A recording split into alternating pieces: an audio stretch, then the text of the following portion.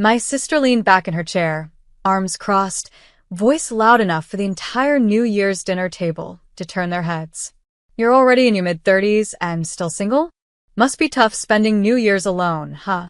Her smirk glowed brighter than the chandelier above us. Forks paused. Eyes shifted toward me. Someone stifled a laugh. I didn't blink. I didn't shrink. I simply set my glass down, folded my napkin, and looked straight at her.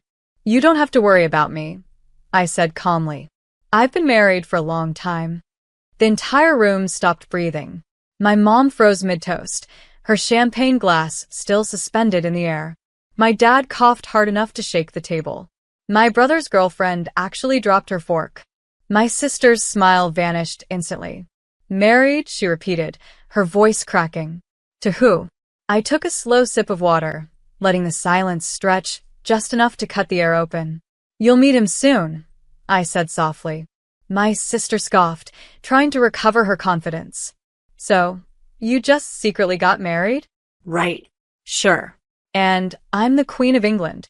Mom leaned forward, voice trembling with irritation. Why wouldn't you tell us something like that? We're your family. I met her eyes, unbothered, steady. You never asked, I replied. Dad muttered. Well, where is this husband of yours then? I set my glass down again, slower this time. He's on his way. Around the table, chairs shifted. Faces paled. Whispers started. And then, from behind me, the front door opened. A deep voice carried through the hallway. Sorry I'm late.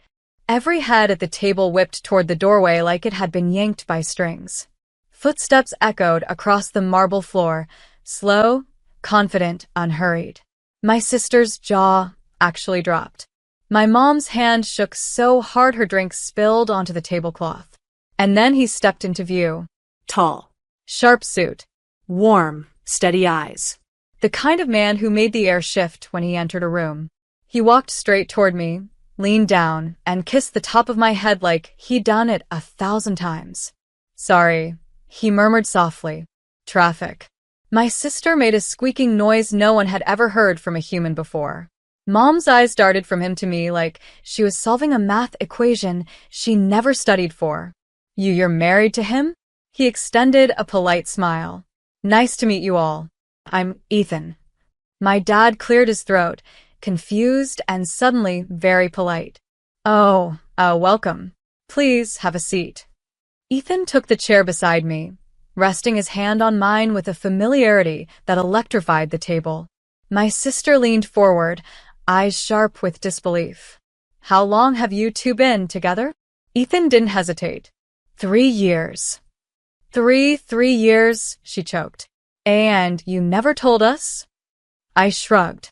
You never asked about my life, only about my flaws. My sister's face twisted. So, you just hid a whole husband from everyone? Ethan gently squeezed my hand. She didn't hide me. She protected me. Mom stiffened. Protected you from what? He turned to her, gaze steady. From people who belittle her every chance they get. The table fell into stunned silence. And then Ethan looked at my sister. Especially you. My sister recoiled like Ethan's words physically struck her. Excuse me? She snapped, voice cracking. What exactly is that supposed to mean? Ethan didn't blink. He rested his arm on the back of my chair, relaxed, unbothered, the perfect opposite of the chaos simmering across the table. It means, he said calmly, I've heard the way you talk to her, the way you compare, mock, and undermine her. You call it jokes. I call it cruelty. My sister's cheeks flamed red. You don't even know me. Ethan raised an eyebrow. I know enough. Mom jumped in, flustered, trying to regain control of the situation. Arya, honey, why didn't you tell us he was coming? We would have prepared a place at the table. I looked at her, expression flat. You told everyone I'd be alone this year. Why would I correct you? Mom blinked rapidly. I didn't mean it like that. Then how did you mean it? Ethan asked quietly. Dad cleared his throat, discomfort leaking through every wrinkle on his forehead. Let's all calm down. We're family. No need to. Actually, Ethan cut in, voice gentle but firm. Family doesn't shame someone for being single, or older, or different. My sister scoffed. Oh, please. She's not a victim. She's boring. No career. No real achievements. Nothing going on in her life. We were being honest. Ethan leaned forward, eyes sharp. You're very loud for someone who knows so little. The table went dead silent. My sister folded her arms, bitter. So tell us then, she spat. What's so special about her?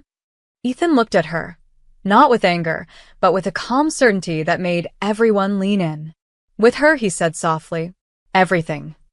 My sister scoffed so loudly it echoed off the dining room walls. Everything? Seriously? Area's average. Plain. Quiet. She doesn't even do anything. Ethan didn't even blink. That's the problem, he said. You mistake silence for weakness. But real strength isn't loud, it's steady. My sister rolled her eyes. Oh, please, enlighten us. Ethan turned his gaze toward the rest of the table, my parents, cousins, aunts, every face suddenly too still. You all think she lives a small life, he said. You assume she's lonely, aimless, or incomplete because she doesn't brag about herself. He touched my hand gently. But she built a life on her own terms. Quietly.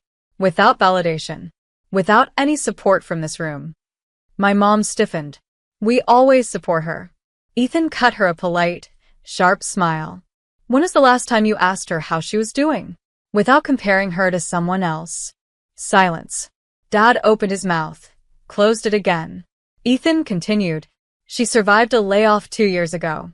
Started a small business from scratch. Paid for her own apartment. Traveled alone. Helped a friend through chemo. Volunteers at the animal shelter every Saturday.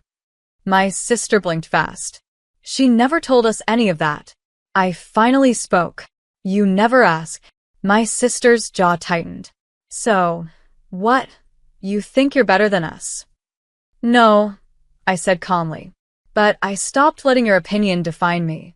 Ethan nodded beside me. And that's what makes her extraordinary. The room tensed, like everyone suddenly realized they weren't talking to the same quiet sister they mocked for years. My sister leaned back, eyes narrowing. Fine, she said coldly. If she's so perfect, where's the ring then? Ethan smiled. You'll see it. My sister leaned forward like a predator who thought she'd spotted weakness. Show us the ring then, she demanded. If you're really married, why hide it? Around the table, heads nodded, hungry for proof, for drama, for any way to corner me back into the box they'd built. Ethan didn't rush. He slid his chair back, stood up slowly, and reached into the inside pocket of his jacket. My sister smirked. Oh, this will be good. But when he pulled out a small velvet box, her smirk cracked. Mom gasped. Dad's eyebrows shot up. My aunt actually whispered, "Oh my God." Ethan opened the box, revealing a simple, elegant gold band with a small engraved inscription. My sister let out a bitter laugh. That's not a wedding ring. That's a prop. Ethan shut the box and placed it gently in front of her. Read the inscription. She rolled her eyes but picked it up. Her face strained. A+E, 2019. Forever. Ethan said softly. The ring was custom-made 4 years ago. She didn't wear it today because she wanted to introduce me on her own terms. My mom grabbed the box, her voice shaking. Why didn't you tell us any of this? I looked at her steadily. You never cared enough to notice anything about my life unless it gave you something to gossip about. Dad spoke next, cautious. Why today, Arya? Why bring him now? Ethan answered for me. Because she's done being your family's punchline.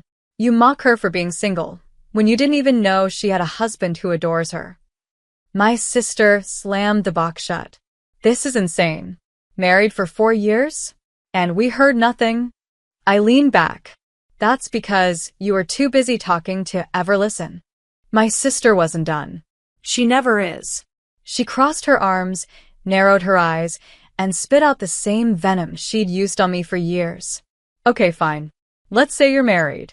Let's say he's real. Let's say you've been hiding him. Why? What are you scared of? Huh?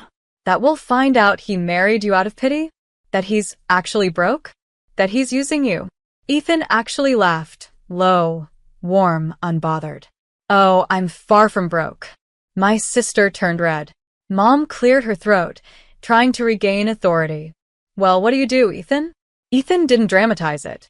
Didn't brag. Didn't lean forward or puff his chest like the insecure men my sister worshipped. He just said it casually. I'm a surgeon. The room dropped into dead silence. My sister's mouth opened, closed, then opened again like a malfunctioning robot. A surgeon? As in? Yes, he said. Neurosurgery. My aunt choked on her drink. Dad sat up straighter, like someone had yanked his spine. My sister blinked rapidly. You married a neurosurgeon? Ethan nodded, hand still resting protectively on mine. Mom, grasping for control, muttered, well, money isn't everything. Ethan smiled. I agree. That's why Arya and I didn't announce anything. We didn't want our relationship dissected, mocked, or turned into some competition, the way everything becomes in this family. My sister stiffened. He continued, and frankly, Arya deserves better than to be spoken to like a failure by people who haven't accomplished even a fraction of what she has. My sister slammed her hand on the table. Then, why did you show up today? Why now? Ethan's expression shifted, calm, steady, dangerous. Because today, he said, your sister finally decided to stop hiding her power. My sister's face contorted, trembling with the realization that nothing she said, no insult, no mockery, no fake superiority, could erase the truth sitting calmly beside me. But she doubled down anyway. So you're some big doctor, she spat. Great. Then why would you marry someone like her? She's plain. Socially awkward. She doesn't have a big career. She's not. Ethan's chair scraped sharply as he stood up. The room froze. He didn't raise his voice. He didn't need to. Don't finish that sentence, he said quietly. My sister swallowed hard. Ethan continued. I married her because she's brilliant, empathetic, loyal, and stronger than anyone in this family gives her credit for. I married her because when she loves with her whole soul. I married her because she built herself from the ground up without a single handout. He leaned closer, voice low and razor sharp. I married her because she isn't like you. My sister jerked as if slapped. Mom sputtered. Now wait just. But Ethan wasn't done. You know what the real reason is, he said, turning to the entire table. She never needed me. Not once. She stood on her own long before I entered the picture. I'm not her upgrade. I'm her equal. A stunned silence swept the room. Even Dad seemed hesitant to breathe. My sister's eyes filled with furious tears. So, what? You expect us to just accept this? Accept her? Ethan looked at her. No, he said. I expect you to respect her. I felt something shift, not in them, but in me. For the first time in years, I didn't feel like the quiet sister. I felt like the woman I had become. And my sister knew she was losing control. Her voice shook as she whispered. Then tell us the real reason you came tonight. Ethan didn't sit back down. He stood there, tall, steady, unbothered, while every person at that table leaned in, waiting for the final blow. Waiting for the truth my sister wasn't ready for. He rested one hand on my shoulder, then looked directly at her. You want the real reason I came tonight? He said quietly. It's simple. My sister swallowed, gripping the edge of the table. Ethan continued. I came because Arya asked me not to hide anymore. Her head snapped toward me. You told him to come? I nodded. For years, you all treated me like I was invisible. Like a background character. Like someone whose life didn't begin until you decided it had value. My mom shook her head rapidly. That's not true. Oh, it is, I said calmly. You only paid attention to my age, my relationship status, my so-called failures. Not once did any of you ask if I was happy. Silence. I looked around the table, at the faces that had shaped my childhood with comparisons, criticisms, and condescending jokes. You tried to humiliate me tonight. Again. For being single. For being in my 30s. For not matching your expectations. My sister's lip trembled. That wasn't intentional. I said, that doesn't make it less cruel. Ethan squeezed my shoulder gently. I came, he said, because she deserves to walk into a room and